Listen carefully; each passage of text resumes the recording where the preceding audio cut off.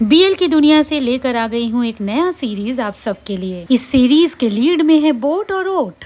इस एपिसोड की शुरुआत होती है भाषा से, जिसे किसी की मदद मांगने की आवाज सुनाई देती है। पता चलता है उस बंदे के पीछे कुछ गुंडे पड़े हुए हैं। साथ ही जबरदस्त बिल्डअप के साथ इंट्रो होता है नाखून का। 29 साल की उम्र और सेकेंडरी जेंडर है ट्रू अल्फा, जो निकल रहा है अपने भाई से मिलने। वापस से बात करे भाषा की तो वो तबीयत से उन गुंडों की धुलाई करता है। फिर उनके भाग जाने के बाद सेंगनो से पूछता है वो गुंडे उसके पीछे क्यों पड़े थे, तो सेंगनो बताता है दरअसल वो सेंगनो के गले को बाइट करना चाहते थे। अब ये बात भाषा को बहुत अजीब लगती है। चौंक कर पूछता भी है कि क्या वो लोग कुत्ते हैं। अब सेंगनो तो समझ जाता है कि इन सब के बारे में भाषा को कुछ नहीं पता, इसीलिए बात को घुमाकर भाषा ने जो उसकी मदद की है उसके लिए शुक्रिया कहता है। तो भाषा भी बहुत स्वीटली जरूरी काम है कहकर वहाँ से निकल लेता है। अब मिलते हैं नाखून के भाई नाखिन से, जो एक ट्रू अल्फा है। अब नाखून जब यहाँ पहुँचता है तो पूछता है कि सुपरिटेंडेंट कहाँ है, तो नाखिन कहता है वो थोड़ा टेंशन में दिख रहा था, इसीलिए रिलैक्स करने भेजा है। अब अगले कट में जब वो सुपरिटेंडेंट नाखून के पास आकर बैठता है तो उसके बॉडी से निकल रहे फेरोमोन्स का स्मेल नाखून को बिल्कुल पसंद नहीं आता। अब अगले दिन एक फ्रेश मॉर्निंग का सीन। ये है ओंगसा और इसका सेकेंडरी जेंडर है बीटा। अपने असिस्टेंट नाइल के साथ मिलकर वो ये कैफे चलाता है। तो अब जब यहाँ एंटर करता है फासा तो ओंगसा पूछता है कि शरीर पर ये चोट के निशान कैसे। तो फासा कल रात की कहानी को सुनाने लग जाता है, किस तरह देश का एक अच्छा नागरिक होने की जिम्मेदारी निभाई थी उसने। लेकिन फिर ये भी बताता है जिस लड़के को उसने बचाया उसने कहा कि वो गुंडे उसके गले को बाइट करना चाहते थे। अब ओंगसा तो ये समझ जाता है, इसका मतलब ये हुआ कि कल रात फासा ने ओमेगा की मदद की थी और वो गुंडे जरूर अल्फा होंगे। फासा यहाँ पर ओमेगा और अल्फा के बारे में पहली बार सुन रहा है। तो ओंगसा बताता है जनरली लोग तो मेल और फीमेल के तौर पे जाने जाते हैं, जो भेड़ियों के देवता के वंशज माने जाते हैं। बाय द वे ओंगसा यहाँ ये भी कहता है फासा को देखकर तो लगता है वो एक अल्फा है, क्योंकि वो टैलेंटेड है, स्मार्ट है और नेचुरल लीडर भी है। फासा कहता है उसे ऐसा नहीं लगता, क्योंकि न तो वो किसी के फेरोमोन्स को सूंघ सकता है और न ही उसने कभी किसी को बाइट करने की सोची है। फिर उसे याद आता है एक बंदा तो है जिसे वो सूंघ सकता है, और फिर हंसते हुए कहता है जब नाइल नहाता नहीं तब। अब थोड़ी देर बाद फासा जब कॉफी के कप को हाथ में लेता है तो नाइल कहता है नहीं वो किसी और कस्टमर का है। तो अब वो कस्टमर फासा के हाथ से कप लेता है और फिर पहुंच जाता है नाखून के पास। अब नाखून इस कप को मुंह में लगाता ही है कि उसे उस कप में से फासा के फेरोमोन्स की स्मेल आने लगती है। जब नाखून पूछता है ये कहाँ से खरीदा, तो असिस्टेंट बताता है सेम जगह से जहाँ का कॉफी नाखून अक्सर पिया करता है। नाखून तो कह देता है नहीं ये पुराना वाला कॉफी जैसा नहीं है। अब असिस्टेंट तो यही कहता है कि सब कुछ तो पहले जैसा ही है,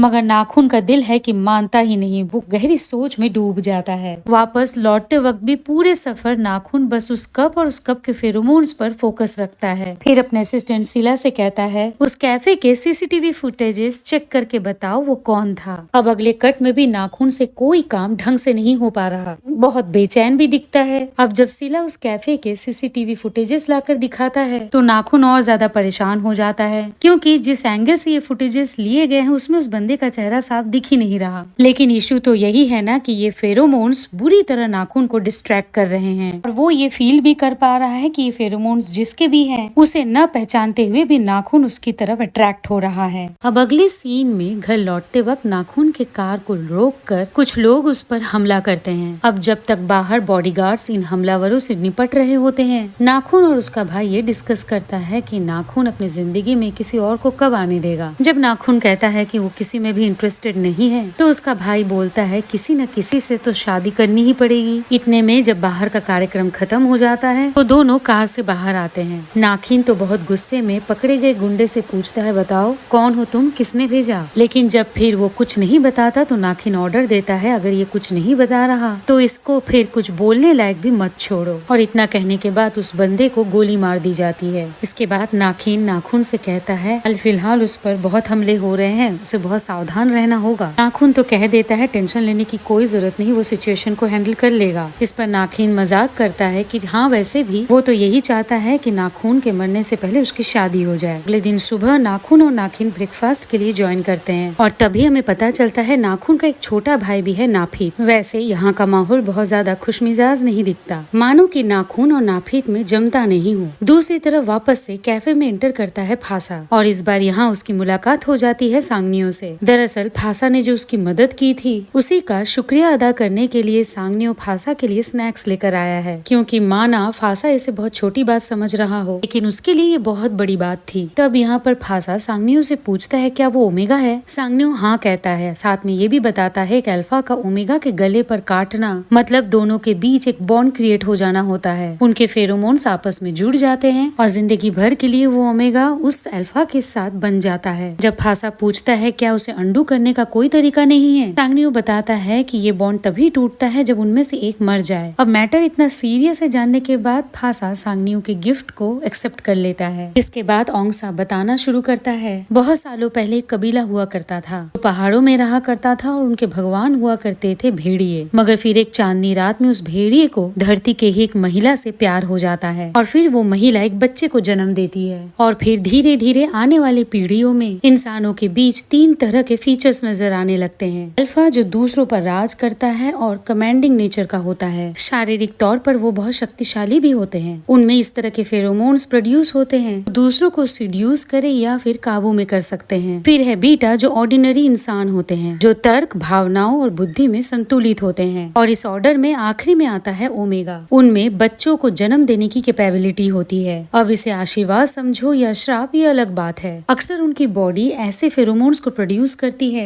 जो अनजाने में अल्फाज को अपने तरफ खींच लेती है। अब पूरी बात को सुन लेने के बाद फासा कहता है उसे तो पता ही नहीं है वो क्या है। तो यहाँ पहले तो सांगनियो फासा को सूंघता है, फिर कहता है बात तो बड़ी अजीब है क्योंकि फासा का फेरोमोन्स तो कुछ अलग ही तरह का स्मेल कर रहा है, मतलब कि किसी अल्फा का स्मेल तो ऐसा नहीं होता। और फिर सलाह देता है क्यों न अपना सेकेंडरी जेंडर जानने के लिए फासा अपनी टेस्ट करवाए। फासा इस बात पर बहुत ही एम्बेरेस्ड फील करता है और पूछता है बहुत जरूरी है क्या। तो सांगनियो कहता है बिल्कुल, ताकि वो जान पाए कि उसे अपने आप को सेफ कैसे रखना है। बाय द वे जब फासा कैफे से बाहर जा रहा होता है तो अचानक उसकी तबीयत बहुत खराब हो जाती है, इतनी कि उसका अपने आप को संभालना बहुत मुश्किल भी हो जाता है। ये उसके साथ पहली बार हो रहा है, इसीलिए उसे समझ ही नहीं आता कि अपने आप को हैंडल कैसे करे। अब जैसे तैसे फासा घर तो पहुंच जाता है मगर हालात में कोई सुधार नहीं दिखता।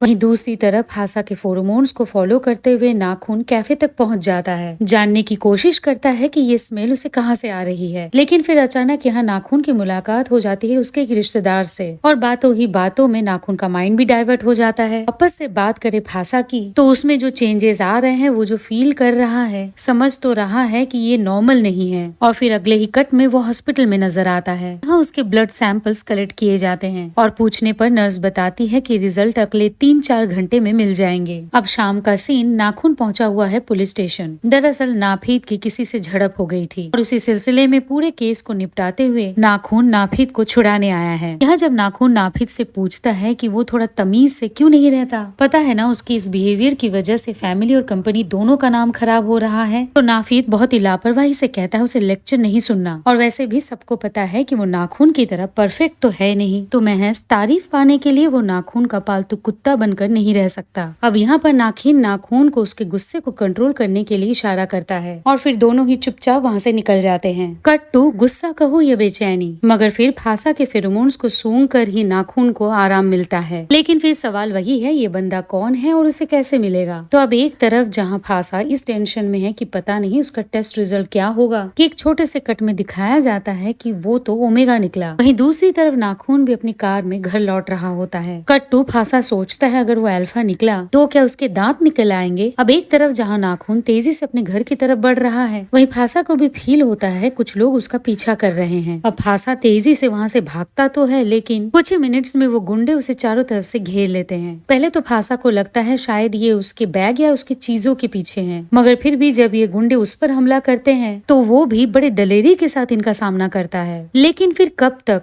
वो बेचारा अकेला और यहाँ है 3। तो बस फिर क्या, बड़े ही स्टाइलिश अंदाज में यहाँ एंटर करता है नाखून। एक एक को पकड़ के अच्छी खासी धुलाई कर देता है और फिर सबको निपटाने के बाद जब फासा नाखून के सामने आकर उससे पूछता है तुम ठीक तो हो ना, तो नाखून जवाब क्या देगा। फासा के फेरोमोन्स उसे पूरी तरह मदहोश कर देता है, कुछ इस हद तक कि नाखून सीधा फासा के गले को ही काट लेता है। इसी पॉइंट पर ये एपिसोड यहीं पर फ्रीज हो जाता है। करती हूँ इसका हिंदी एक्सप्लेनेशन आप सबको पसंद आया है। इस पेज पर ऐसे ही BL सीरीज के हिंदी एक्सप्लेनेशंस अपलोड होते रहेंगे, मगर आप तक पहुँच जाए नोटिफिकेशन, इसके लिए आप मेरे पेज को फॉलो जरूर करें। जल्द मिलते हैं, तब तक god bless you, take care and bye bye.